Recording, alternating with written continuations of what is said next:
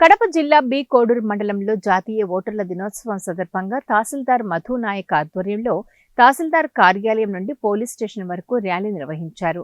High school విద్యార్థులు, revenue అధికారులతో, వెలుగు సిబ్బందితో కలిసి తహసీల్దార్ మధు నాయక్, ఎంపీడీఓ భాస్కర్రావు, వెలుగు ఏపీఎం సీతారామిరెడ్డి ర్యాలీలో పాల్గొన్నారు. అనంతరం బి కోడూరు ప్రజలకు ఓటు హక్కుపై అవగాహన ర్యాలీ నిర్వహించి కోడలిలో మానవహారంగా ఏర్పడి ప్రతిజ్ఞ చేశారు. కార్యక్రమంలో మండల తహసీల్దార్ మధు నాయక్, ఎంపీడీఓ భాస్కర్రావు, వెలుగు ఏపీఎం సీతారామిరెడ్డి తదితర సిబ్బంది ఇందులో పాల్గొన్నారు.